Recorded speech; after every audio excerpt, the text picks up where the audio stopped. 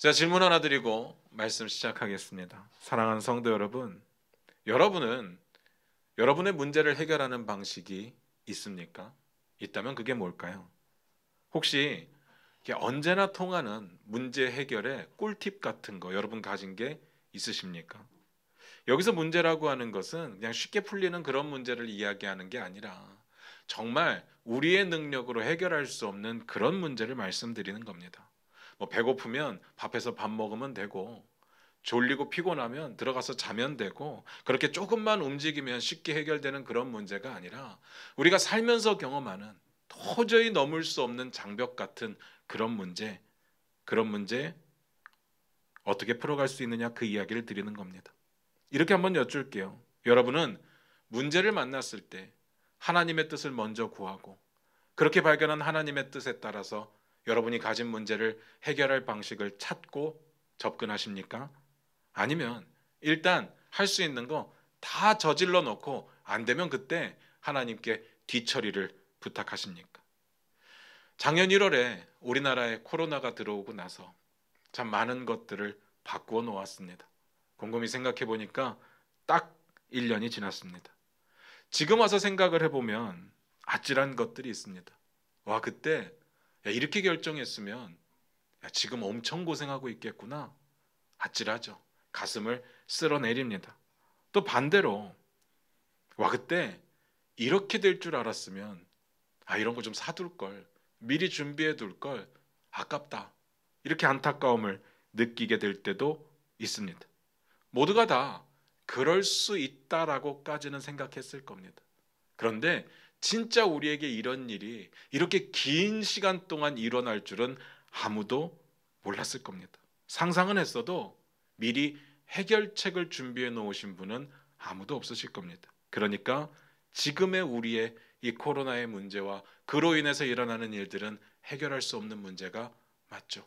그래서 힘든 겁니다. 해결이 안 되니까. 그래서 여러분들은요, 코로나로 인해서 일어나는 여러 가지 문제들 어떻게 해결하기 위해서 접근하고 계시느냐, 그 질문을 드리는 겁니다.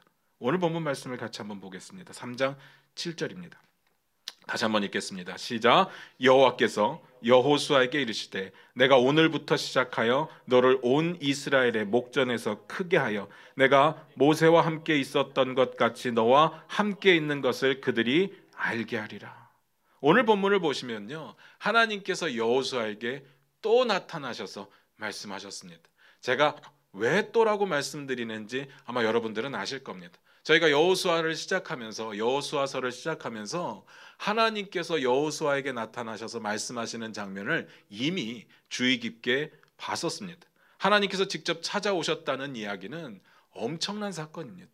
여호수아에게도 엄청난 사건이고 그걸 바라보는 모든 사람들에게 다 엄청난 사건이었습니다. 왜냐하면 여호수아의 리더십에 대해서 많은 사람들이 의심하고 있었고, 뿐만 아니라 자기 스스로도 거기에 대한 확신이 없었을 텐데, 근데 하나님께서 여호수아에게 나타나셔서 모세에게 하시던 것처럼 직접 말씀하신다. 자신의 리더십에 대해서 다른 사람은 모르겠지만 스스로는 확신을 가질 수 있는 엄청난 계기가 되었습니다. 그리고 그때 말씀하신 내용도 어마어마한 것이었습니다. 그때는요, 하나님께서 여호수아에게 뭐라고 말씀하셨습니까? 강하고 담대하라. 이 이야기를 3번 반복해서 하셨습니다. 제가 늘 말씀드리지만 성경에서 2번만 반복돼도 그건 엄청 중요한 겁니다. 그런데 3번 반복이면 말 다 했습니다. 그리고 그 내용 자체가 강하고 담대하라는 거잖아요. 우리가 여호수아의 상황을 계속 살펴봤었습니다. 그의 마음이 얼마나 힘들고 어렵고 두려운지 너무나도 잘 알고 있는데 하나님께서 마침 그때 나타나셔서 강하고 담대하라 이렇게 말씀하셨다면 그건 위로가 됐을 겁니다. 분명히 위로가 됐을 겁니다. 그리고 우리가 바라볼 때는 많이 부럽습니다. 그런데 하나님께서 여호수아에게 강하고 담대하라고 말씀하셨던 것은 단순하게 우리가 생각하는 것처럼 위로하시고 다독이시는 내용은 아니었습니다. 전혀 다른 차원이죠. 강하고 담대하는 것으로 끝나는 게 아니라 강하고 담대해서 그 다음이 있습니다. 그 다음 뭔가를 해내야 되는 숙제가 있었습니다. 혹시 기억나십니까? 첫 번째, 강하고 담대하게 하나님의 약속을 신뢰해라. 두 번째, 강하고 담대하게 하나님의 말씀을 주야로 묵상하고 그 가운데 기록된 대로 지켜 행하라. 세 번째, 강하고 담대하게 하나님의 명령에 순종하라. 그러니까 이런 내용이 단순하게 위로가 되는 메시지는 아닙니다. 명령이니까. 힘들어하고 있고 불안해하고 있는 여호수아에게 하나님께서 한 번쯤은 위로해 주셔도 좋은데 꼭 이렇게까지 모른 척하시고 명령하셔야 될까? 우리는 사실 위로받고 싶잖아요. 우리가 하나님께 원하는 위로가 뭡니까? 야, 너 힘들어? 나도 알아. 나한테 와. 내가 편히 쉬게 해줄게. 우리 이런 거 원하잖아요. 하나님께서 그렇게 해주실 수 있잖아요. 그런데 하나님의 말씀은 그런 위로가 아닙니다. 마인드 컨트롤을 이야기하는 게 아니에요. 나한테 순종해라. 그 명령을 하시는 겁니다. 우리도 살다 보면요, 그럴 수 없는 상황들을 많이 만납니다. 그럴 수 없는 위기, 그럴 수 없는 질병, 그럴 수 없는 가난, 그럴 수 없는 협박, 그럴 수 없는 실패, 수도 없이 만나죠. 그래서 하나님의 약속을 신뢰하지 못할 때가 있습니다. 그래서 하나님의 말씀을 묵상하지 못하고 그 가운데 기록된 대로 지키지 못할 때가 있죠. 그래서 하나님의 말씀 앞에 순종하지 못할 때가 있습니다. 왜요? 그럴 수 없었다니까요. 우리는 늘 그렇게 핑계를 댑니다. 그러니까 하나님의 약속을 신뢰하려면, 하나님의 말씀을 또 주야로 묵상하고 지켜 행하려면, 또 하나님의 말씀을 순종하려면 그냥 되는 게 아니라 어떠한 상황 가운데도 강하고 담대하게 마음 먹는 자세와 태도, 그리고 그 결단이 필요했습니다. 하나님께서 그 명령을 하시는 겁니다. 이해가 되십니까? 어쨌든 이 명령을 받고 여호수아는 순종하기 시작합니다. 그때부터 움직였습니다. 백성의 관리들을 불렀습니다. 그리고 명령을 하죠. 그리고 특별히 두 지파반을 불러서 또 따로 명령을 했습니다. 그리고 정탐꾼을 보냈습니다. 정탐꾼을 보낸 것이 사실 여리고 함락에 크게 도움이 안 된 거는 우리가 다 알고 있는데요. 그래도 여호수아는 자기가 할 수 있는 최선의 방법으로 하나님의 명령 앞에 순종하려고 노력했던 것이었습니다. 방법이 잘 됐는지 잘못되었는지 전 그건 잘 모르겠습니다. 그런데 여호수아가 정탐꾼을 보내는 사건이 하나님을 불신해서 혹은 하나님을 신뢰할 수 없어서 하나님 앞에 불순종하기 위해서 보낸 것은 분명히 아니었습니다. 하나님께서 뜻하시는 바가 정확하게는 뭔지 모르니까 하나님께서 늘 구체적으로 이래라 저래라 말씀 안 하시기 때문에 그가 할 수 있는 최선의 방법으로, 그가 할 수 있는 최고의 방법으로 하나님 앞에 순종하기 위해서 선택했던 방법이었습니다. 그리고 나서 그 명령대로 요단을 건너기 위해서 일어납니다. 오랜 기간 머물렀던 시딤을 드디어 떠납니다. 시딤에 어느 정도 머물렀는지 정확하게는 잘 모르겠습니다. 근데 언제부터 머물렀는가 하면요, 모세가 요단강 동편을 다 점령하면서 그때부터 머물러 있었습니다. 그 자리에서 일어났다는 이야기입니다. 엄청난 결단이죠. 우리가 볼 때는 당연한 거 아니야? 별거 아닌 것 같은데 라고 말할 수 있을지 모르겠지만 이게 별거 아닌 거가 아니었습니다. 하나님의 약속을 믿을 때만 가능한 거죠. 하나님을 신뢰할 때만 가능한 일이었습니다. 왜요? 이미 요단강 동편은요, 너무 좋았거든요. 그것은요, 모든 것들이 풍성하고 보기에도 좋은 것들이었거든요. 오죽하면 그 두 지파가 찾아와서 모세에게 우리 요단강 안 건너고 여기 있게 해주세요, 그렇게 부탁을 했겠습니까? 그러니까요, 안정을 버리고 전쟁을 선택한다? 이거 쉬운 일은 아니었습니다. 이런 게 믿음이죠. 이런 게 순종입니다. 무턱대고 떠나라는 이야기가 아니라 하나님의 명령을 신뢰하는 마음으로 나아가는 것. 작년 중순에 아프리카에서 선교하는 의사 선생님을 모시고 말씀을 들었던 적이 있었습니다. 그분은 이제 제가 잘 아는 분인데 수원중앙교회에서 제가 사역할 때 우리 교구 식구 중에 한 분이었습니다. 부부가 다 의사세요. 잘 나가는 의사였는데 어느 날 갑자기 다 때려치고 아프리카로 선교를 간다고 하시더라고요. 제가 보기에는 너무 생뚱맞은 결단이죠. 의사인데, 우리나라의 의사는 괜찮잖아요. 그 괜찮고 안정된 삶을 다 내려놓고 굳이 아프리카로? 근데 그분들의 이야기를 들어보니까 갑작스러운 결정이 아니라 오랜 동안 하나님 앞에 기도해왔고 하나님께서 주시는 소명을 받았고 그리고 결단하고 떠나는 상황이었습니다. 안정된 삶을 버리고 오지로 간다? 이거 쉬운 일이 아니죠. 자기만 있는 게 아니고 자식들도 있는데요, 절대로 쉬운 일 아닙니다. 그게 믿음이죠. 그게 순종입니다. 믿는 사람만이 안정을 버리고 순종을 선택할 수 있는 겁니다. 물론 순종이 훨씬 더 가치가 있습니다. 의사의 삶보다 순종이 훨씬 더 가치가 있습니다. 그런데 우리가 그렇게 생각하지 않으니까 제가 이게 대단하다고 말씀드리는 거죠. 그리고 3장 1절에 보니까 요단 바로 옆에까지 왔습니다. 3장 1절 한번 볼까요? 같이 읽겠습니다. 시작. 또 여호수아가 아침에 일찍 일어나 그와 모든 이스라엘 자손들과 더불어 시딤에서 떠나 요단에 이르러 건너가기 전에 거기서 유숙하니라. 마지막에 보니까 유숙했다고 나옵니다. 요단강 동편에 가장 가까이 와서 유숙했다고 나오는데 그렇게 오래 머물 것은 아니었습니다. 그 다음 구절에 이런 내용이 나옵니다. 2절 3절도 같이 한번 읽어보겠습니다. 사흘 후에 관리들이 진중으로 두루 다니며 백성에게 명령하여 이르되 너희는 레위 사람 제사장들이 너희 하나님 여호와의 언약궤 매는 것을 보거든 너희가 있는 곳을 떠나 그 뒤를 따르라. 요단에 도착한 지 사흘 후에 관리들이 이제 진중을 막 돌아다니면서 여호수아가 관리에게 명령했던 내용을 전달했습니다. 자, 이제 떠날 준비해라. 제사장들이 언약궤 매는 거 보면 떠나면 된다. 그게 사인이다. 이때 명령이 전달되는 방식은 항상 이랬습니다. 사람이 워낙 많으니까 관리들을 불러서 여호수아가 명령하면 그 명령을 받은 관리들이 돌아다니면서 진중을 돌아다니면서 그 뜻을 전달하는 겁니다. 매번 200만 명 갖고 온 사람들을 다 모을 수는 없잖아요. 뭐 모은다고 해서 그게 잘 들리기는 하겠습니까? 그래도 물론 특별한 때는 다 모아서 이야기할 때는 있겠죠. 오늘 본문 뒷부분에도 그런 내용이 나오기는 합니다. 여기까지 이해가 되십니까? 이렇게 모든 것들이 준비되고 있고 모든 것들이 순종 가운데 일하고 있을 때 요단강을 건너기 바로 직전의 상황에 하나님께서 다시 나타나셨습니다. 얼마나 중요한 상황인지 아실 겁니다. 요단강을 건너기 직전에 하나님께서 또 나타나셨습니다. 앞에서도 그런 말씀드렸지만 하나님께서 나타나시는 사건 자체가 엄청난 거고 엄청나게 위로가 되는 사건이었고 또 뿐만 아니라 그 내용 자체가 어마어마한 내용이었습니다. 뭐라고 했습니까? 오늘 본문인데 다시 한번 읽어볼까요? 같이 읽겠습니다. 시작.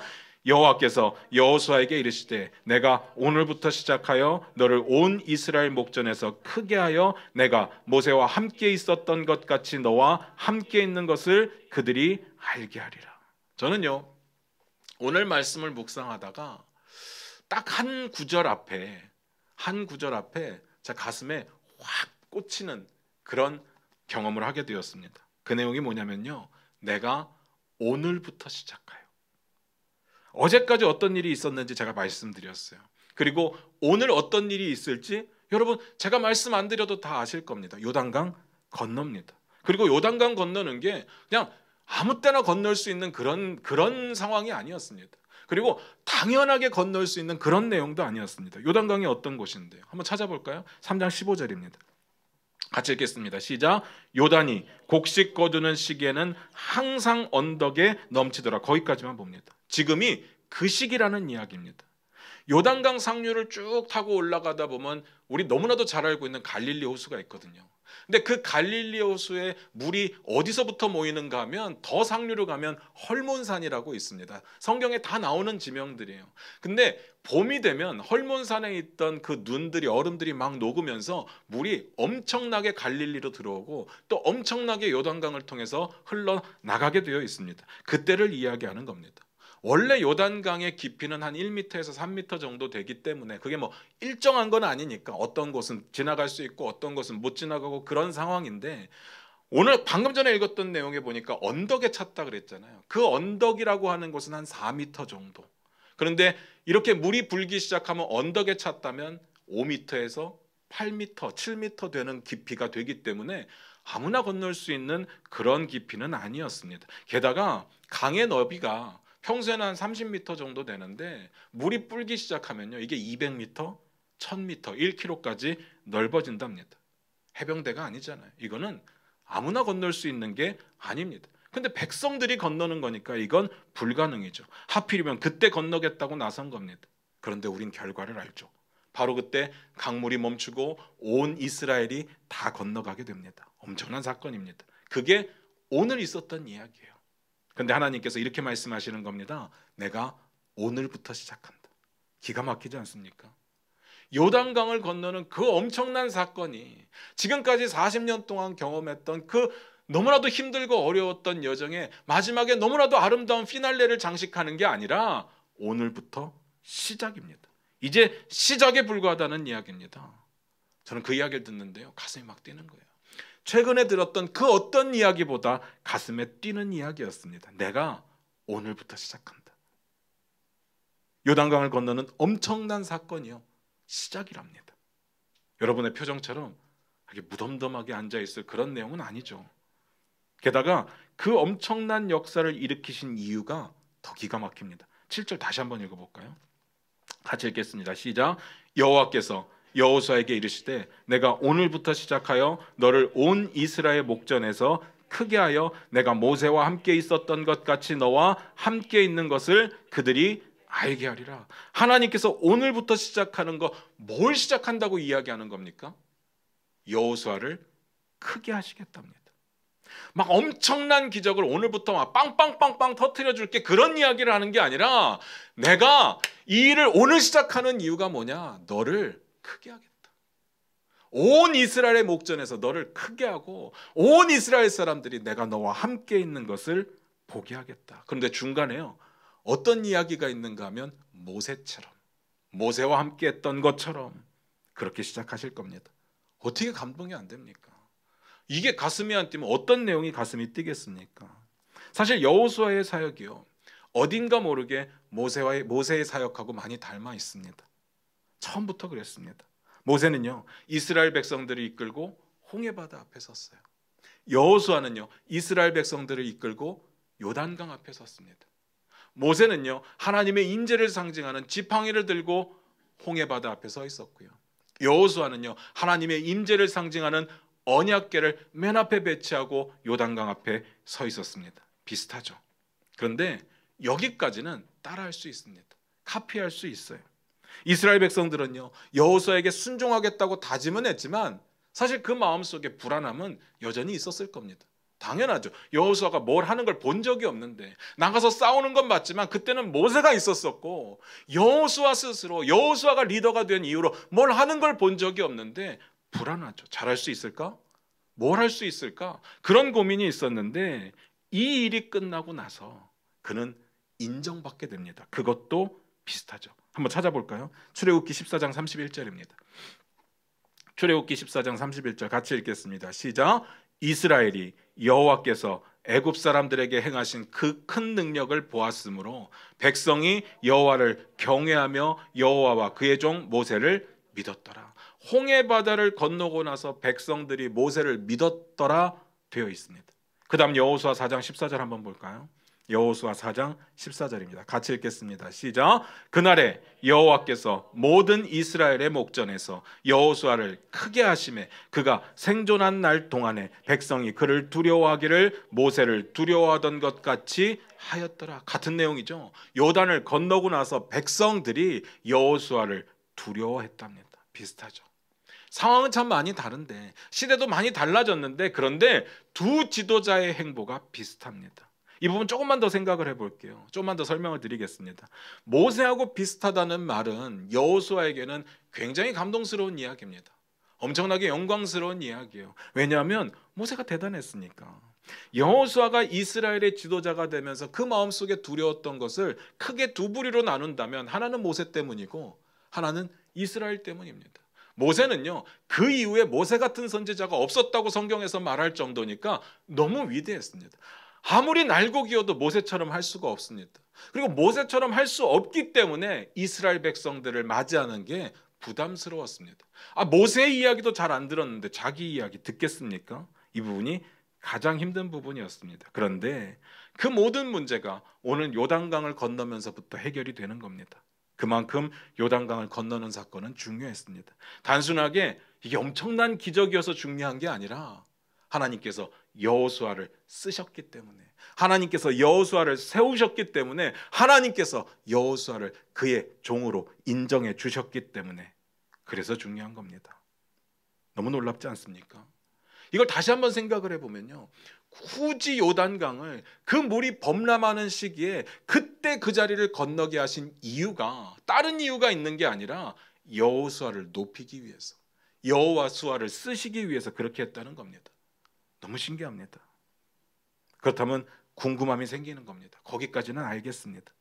그런데 왜 그렇게 여호수아를 쓰실까? 왜 그렇게 여호수아를 높이시려고 애를 쓰실까? 그 장면이 궁금해지는 겁니다. 근본적인 이유는 다 압니다. 하나님께서 여호수아를 통해서 일하실 거기 때문에 여호수아가 잘 돼야 되는 게 맞습니다. 그런데 제 질문은 그걸 모른다는 게 아니라 왜 그게 꼭 여호수아여야만 하느냐? 그 질문입니다. 여호수아를 선택하실 때 뭔가 하나님의 기준에 맞는 게 있었겠죠. 그냥 하나님께서 랜덤으로 아무나 하나 선택해서 쓰시고 야, 너 무조건 안 하면 죽여버린다 이런 건 아니실 테니까 그 뭔가의 기준이 뭘까? 도대체 여호수아가 잘한 게 뭐길래 그게 궁금해졌습니다. 우리도 알면 좋지 않습니까? 물론 여호수아처럼 순종할 마음은 없지만 여호수아처럼 일할 마음까지는 없지만 그래도 가끔은요 하나님 보고 싶잖아요.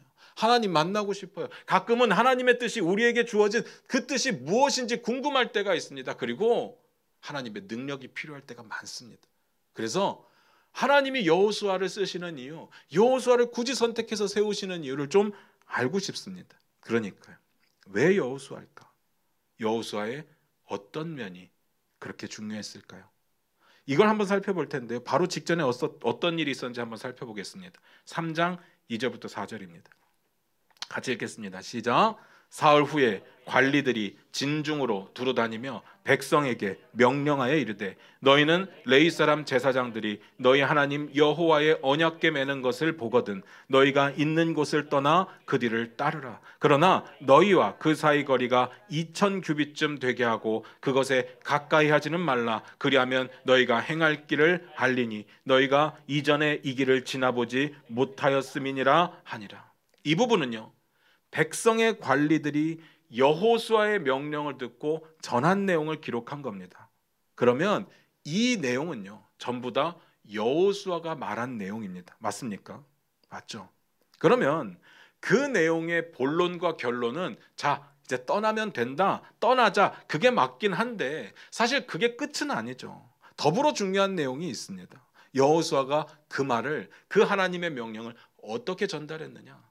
지금 요단강을 건너가는 게 맞기는 한데 언약궤가 앞으로 가는 게 맞기는 한데 근데 여호수아가 그 명령에 순종하는 방식이 뭐냐? 이 부분이 남는 겁니다. 굉장히 중요합니다. 그게 뭡니까? 뭐라고 되어 있는가 하면요, 여호와의 언약궤의 뒤를 따르라고 명령합니다. 그리고 2000규빗 떨어져서 행하라고 명령합니다. 이 모습이 여호수아가 하나님의 명령을 대하는 자세와 태도였습니다. 하나님의 뜻보다 앞서지 않겠다. 하나님의 뜻을 따라가겠다. 그것도 2000규빗 떨어져서 따라간다. 잘 생각해 보시면요, 성경을 뒤져보시면 그런 법이 있지는 않았습니다. 언약궤가 가고 그 뒤에 2000규빗 떨어져라 이런 내용은 없습니다. 누가 매야 되는지, 어떻게 매야 되는지 그런 내용은 있는데 2000규빗 처음 듣습니다. 언약궤가 움직이는 그런 내용 가운데 굉장히 중요한 게 다윗이 언약궤를 가지고 오는 내용도 있었잖아요. 다윗이 처음엔 실패했지만 두 번째 성공할 때 어떻게 가지고 왔는가 하면 6걸음 가고 제사를 드렸습니다. 그렇게 가지고 옵니다. 그 내용도 처음 봅니다. 2000규빗을 떨어져서 따라가는 것은 하나님을 향한 여호수아의 자세와 태도이고요. 6걸음 가고 제사를 드리면서 따라가는 것은 다윗의 하나님을 향한 자세와 태도였습니다. 무슨 말인지 아시겠습니까? 그게 율법이 아니라 그가 하나님을 사랑하는 만큼 행하는 그의 자세와 태도였다는 이야기입니다. 굳이 예를 들면요, 우리 신앙생활 중에도 그런 거 있을 겁니다. 이런 게 율법은 아닌데 내가 하나님 너무 사랑하기 때문에 내가 지키고 있는 것들이 있을 겁니다. 굳이 예를 들자면 우리 신앙의 선배님들 예전에 헌금할 때 보면요, 항상 이렇게 신권을 준비해서 헌금을 드렸어요. 근데 신권이 없을 때는 어떡합니까? 다리미로 다려서 드리죠. 이 율법은 아니에요. 근데 그 하나님께 좋은 걸 드리고 싶어서 하나님을 대하는 태도, 하나님께 예배 드리는 그 태도가 그런 거였습니다. 굉장히 귀하죠. 근데 이게 율법이 아니기 때문에 누군가에게 강요할 수 있는 내용은 아니었습니다. 오늘 여호수아의 신앙의 자세는요, 2000규빗 떨어져서 가는 겁니다. 그게 율법은 아닌데 그가 하나님을 사랑하는 자세와 태도였습니다. 사실요, 모세 때의 모습하고 여호수아의 모습이 많이 오버랩되고 있기는 한데 근데 엄청나게 큰 차이가 하나 있었습니다. 뭔 차이가 있는지 아십니까? 모세 때에는요, 구름 기둥과 불 기둥이 있었는데 여호수아 때는 이제 그 구름 기둥과 불 기둥의 인도하심이 없어집니다. 모세 때는요, 구름 기둥과 불 기둥이 움직이면 막 다 텐트 걷어가지고 따라가야 됩니다. 무조건 가야 돼요. 그렇게 가다가 구름 기둥과 불 기둥이 멈춰서면 뭐 그 자리가 어디가 됐든 간에 얼마를 있을지 모르니까 또 자리를 다 펴야 됩니다. 장막을 다 치고 그 자리에 밥할 거 다 걸고 해야 되는 겁니다. 어떻게 보면 굉장히 귀찮아요. 그렇잖아요. 그리고 언제 떠날지 모르니까 굉장히 불안합니다. 그런데 또 한편으로 생각을 해보면요, 이것만큼 확실한 게 없죠. 이제는요, 구름 기둥 불 기둥만 보면 되니까 이거 가야 되나 말아야 되나 이런 거 고민할 필요가 없습니다. 가는 게 하나님의 뜻일까 마는 게 하나님의 뜻일까 고민할 필요가 없습니다. 굉장히 가시적이고 굉장히 직접적이고 굉장히 신비로운 기적이었습니다. 그걸 매일 보면서 가는 겁니다. 여기에 불순종했다는 이야기는 전 못 봤습니다. 그런데 지금은요, 그들이 믿고 따라가야 되는 것이 언약궤입니다. 언약궤는 하나님의 임재를 상징하는 거거든요. 아카시아 나무로 만들고 금으로 둘른 다음에 그 위에는 천사 두 그룹을 만들어서 이렇게 서로 마주보게 하고 있었습니다. 그리고 하나님의 임재는 그 가운데 임한다고 믿습니다. 그런데 잘 생각해 보셔야 됩니다. 그 본 사람이 있을까요? 하나님의 임재가 두 그룹 천사 사이에 임하는 걸 본 사람이 있겠느냐 하는 겁니다. 그렇다는 거지 누가 봤겠습니까? 아무도 못 봤습니다. 왜요? 보면 죽으니까. 하나님의 영광이 성막 위에 머무는 것까지는 봐요. 그리고 그때 들어갈 수 있는 사람이 있기는 했는데 굉장히 한정적입니다. 아론이요, 하나님 앞에 분향할 때 분향 드리고 휘장 바깥에 가서 머물러야 했습니다. 그래야 살아요. 그러니까 누가 언약궤 위에 진짜로 임하는지 본 사람이 있겠습니까? 없죠. 누가 뻥을 치는 건지 진짜를 말하는 건지 백성들은 알 방법이 없었다는 이야기입니다. 그래서 그들이 보고 가야 되는 것은 언약궤이긴 한데 단순히 언약궤가 아니죠. 그들이 만약에 언약궤를 따라야 된다면 하나님의 임재에 대해서 믿고 따르는 겁니다. 하나님의 약속에 대해서 믿고 가는 겁니다. 이제는 믿음으로 가야 됩니다. 이전에는 구름 기둥, 불 기둥이 신기하게 움직이니까 따라가면 되는데 이제는요, 제사장들이 메고 가는 또 고핫 자손들이 메고 가는 언약궤를 하나님의 임재라고 믿고 따라가는 방법밖에는 없었다는 이야기입니다. 그것도 2000규빗 떨어져서 따라가랍니다. 2000규빗이 얼마나 긴 거리인지 아십니까? 한 900m가 좀 넘는 거리거든요. 언약궤가 앞으로 가고 900m 넘는 거리 떨어져서 200만 명이 넘는 백성들이 따라가야 됩니다. 믿음으로만 가능하죠. 물론 모세 때도 하나님의 임재가 있을 때 하나님 곁에 못 가는 것은 맞아요. 그때도 그랬습니다. 하나님께서 율법을 주실 때 시내 산 위에 아무도 올라오지 못하게 했습니다. 하나님께서 진노하실 때는요, 하나님의 장막을 진 바깥에 짓게 했습니다. 가까이 오면 죽을 수 있기 때문에. 그러니까 당연하죠. 2000규빗 900m 뭐 그 정도 떨어져야 그들이 살 수 있는지 모르겠지만 이 거리가 하나님의 임재를 인정하는 여호수아의 믿음의 거리였습니다. 하나님보다 앞서지 않기를 노력하는 여호수아의 결단이기도 했습니다. 그래서 중요하죠. 여러분께 이렇게 묻고 싶습니다. 우리는 어떻습니까? 하나님을 따라가고 있습니까? 최소한 순종의 거리를 이만큼은 두고 계십니까? 하나님을 가까이 하지 말라는 이야기는 아닙니다. 오해하지 마시기 바라요. 예수님께서 우리를 위해서 십자가에 죽으시면서 하나님과의 그 거리는 사라졌습니다. 그 이야기가 아니라 하나님을 따라가는데 최소한 그 정도의 거리를 두고 따라가고 있느냐. 시간, 순서, 판단, 기다림, 그리고 결정, 그 과정에 이르기까지 이 정도의 거리를 두고 따라가고 있느냐, 그 뜻입니다. 이 정도 거리면요, 실수로라도 앞으로 갈 수 없는 거리입니다. 그래서 거리가 멀다는 이야기, 2000규빗 되었다는 이야기는 하나님과의 관계가 멀다는 이야기가 아니라 무조건 하나님의 뒤를 따르겠다는 이야기였습니다. 세상에는 두 종류의 크리스찬이 있습니다. 하나님의 뜻을 따라 순종하는 크리스찬이 있고, 다른 하나는 내 멋대로 저지르고 뒷수습을 하나님께 부탁하는 크리스찬이 있습니다. 저와 여러분은 어떤 부류입니까? 우리가 모든 일에 하나님의 뜻을 알 수 있는 건 아닙니다. 앞에서도 말씀드렸고 사도 바울도 설명드리면서 그런 이야기 드렸죠. 사도 바울이 하나님의 명령이 있을 때는 무조건 순종합니다. 근데 없을 때는요, 하나님의 가르침, 지금까지 경험했던 하나님의 속성, 그리고 하나님께 간절히 기도하면서 가장 하나님이 원하시는 일이 뭘까를 생각하고 결정을 했습니다. 그래도 틀릴 때가 있었죠. 그러나 그렇게 틀렸을 때는요, 내 욕심으로 정하고 내 욕심으로 밀어붙인 게 아니기 때문에 되돌릴 수 있습니다. 되돌리기 쉬워요. 미련이 남지 않습니다. 그리고 하나님께서는 거기서부터 역사하실 겁니다. 그런데 내 욕심으로 진행하고 하나님께 뒷수습을 부탁한다? 물론 하나님께서는 우리가 진심으로 회개하고 하나님께로 가면 우리 사랑하시니까 거기서부터 다시 시작하실 수 있죠. 그런데 그 돌아가는 거리만큼은 내가 노력해야 되는 겁니다. 그리고 내가 고통을 짊어져야 되는 겁니다. 당연히 되돌리기 쉽지 않습니다. 욕심으로 결정한 건데요. 내 욕심이 들어간 건데 당연히 미련이 남죠.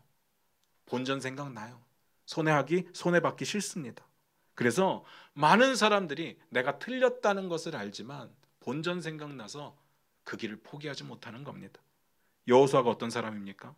철저하게 하나님의 뒤를 따라가는 사람, 2000규빗 떨어져서 따라가는 사람, 하나님을 앞서지 않는 사람, 하나님 그래서 쓰시는 겁니다. 우리에게도 그 결단이 필요합니다.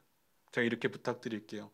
여러분에게 진짜 중요한 선택의 기회가 온다면 돈 보지 마시고 효율 보지 마시고 기도하십시오.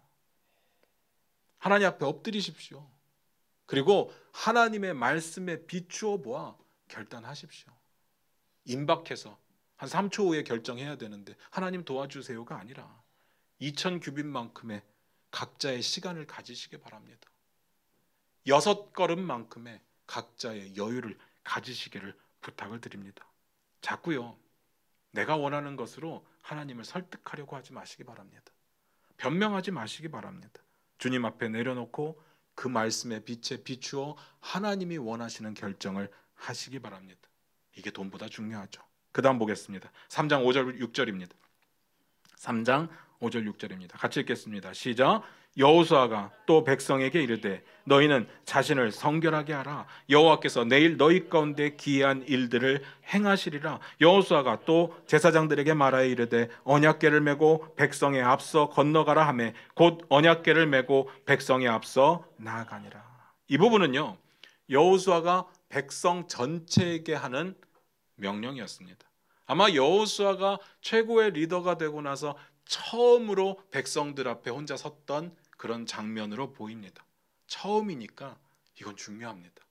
처음이니까 그의 모든 신학, 그의 모든 철학, 그의 모든 하나님을 향해 나아가는 자세와 태도가 이 명령 가운데 담겨 있다고 해도 과언은 아닐 겁니다.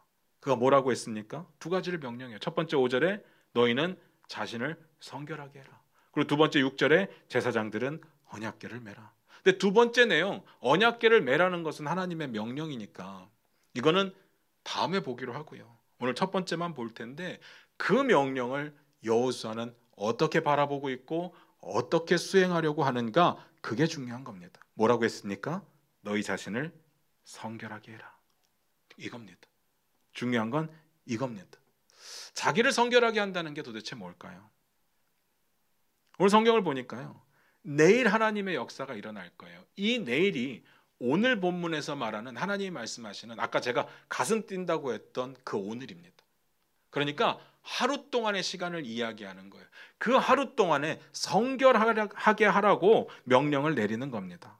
그래서 여호수아가 말하는 성결은요, 단순하게 율법을 지키는 것은 저는 아니라고 봐요. 왜냐하면 시간이 너무 짧아요. 그 성결하게 하는 내용이 출애굽기에 보면 나와 있는데 뭐 의복을 빠는 게 있고 여자를 멀리하는 게 있고 뭐 새 옷을 입는 게 있고 한데 하룻밤입니다. 뭐 그거 누구라도 지킬 수 있는 그런 명령인 거죠. 그래서 제가 생각하기에, 제가 믿기에는요, 단순하게 율법적으로 하루는 조심해라, 그 뜻은 아니라고 저는 믿습니다. 그건 뭐냐면요, 우리의 마음 가운데 우리의 영적으로 성결함을 요구한다고 저는 믿습니다.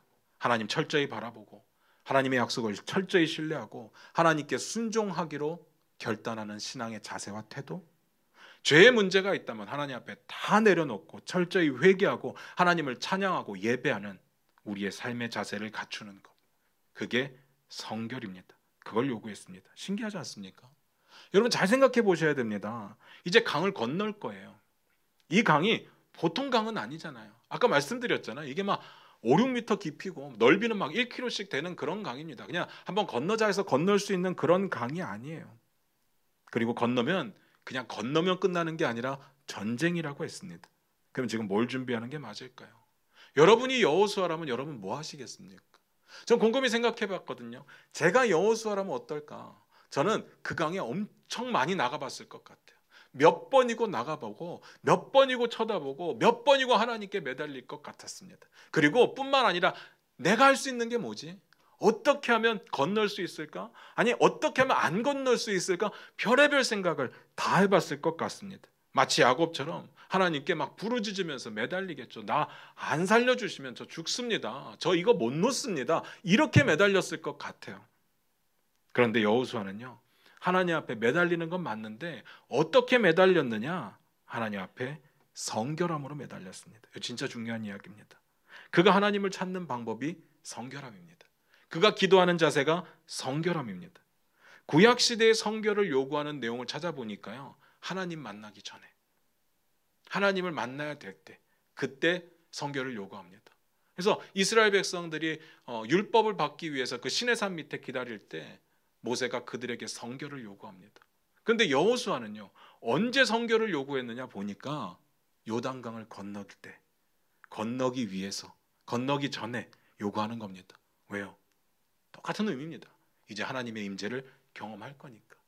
하나님의 명령에 순종하는 것을 하나님의 임재 앞에 나아가는 것으로 바라봤다는 이야기입니다. 중요한 이야기죠. 누가 날마다 성결의 자세를 취할까요? 누가 날마다 거룩함으로 살아갈까요? 누굴까요? 하나님의 임재를 확신하는 사람, 날마다 하나님 앞에 서는 사람, 날마다 하나님과 동행하는 사람, 그런 사람들이 성결을 고민하죠.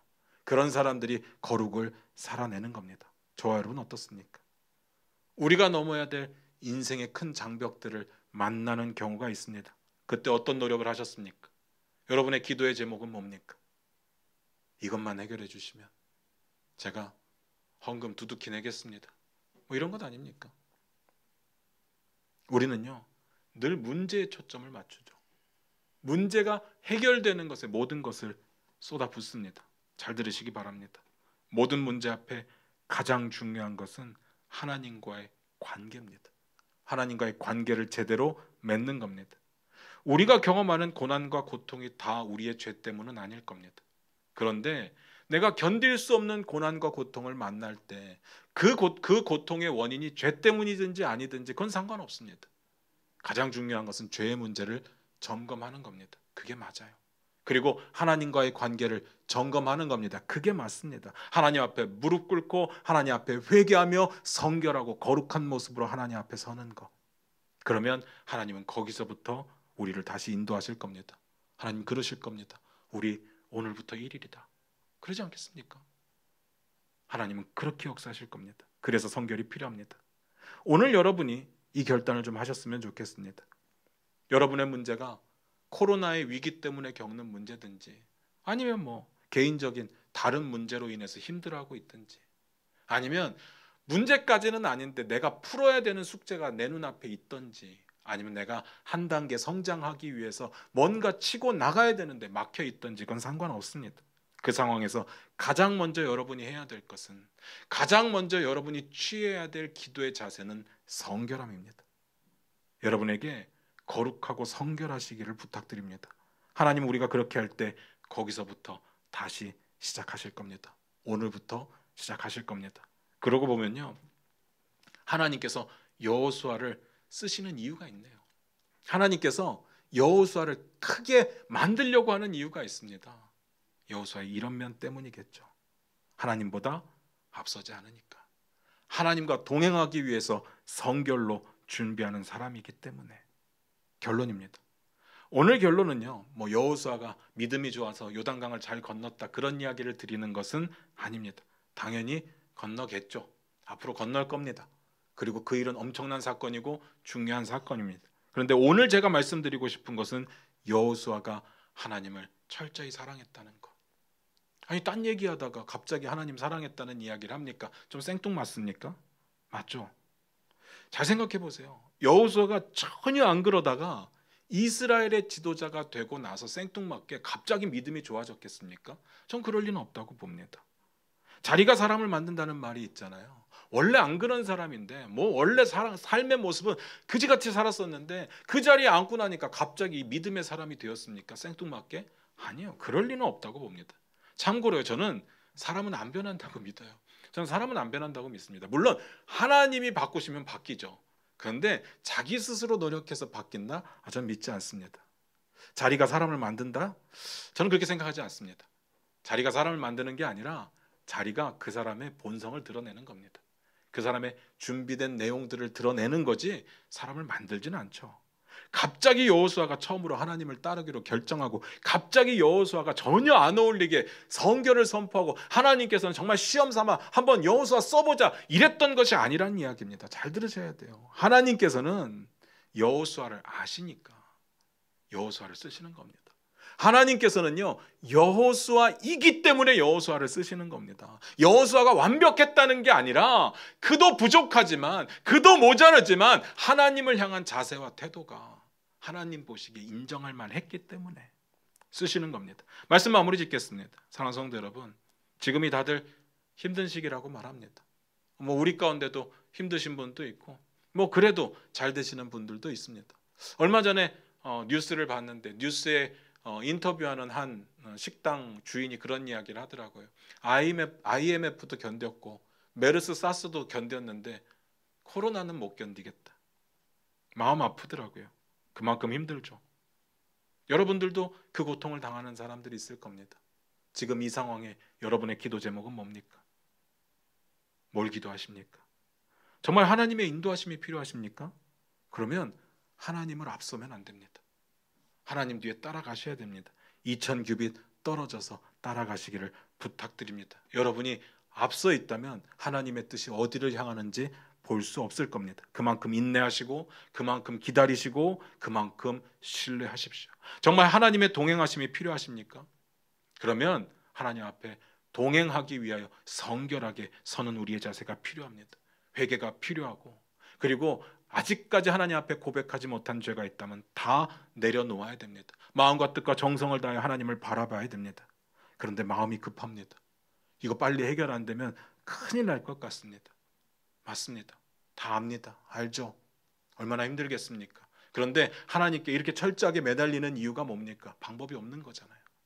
기적을 바라는 거잖아요. 그러면 하나님이 원하시는 방법을 하셔야죠.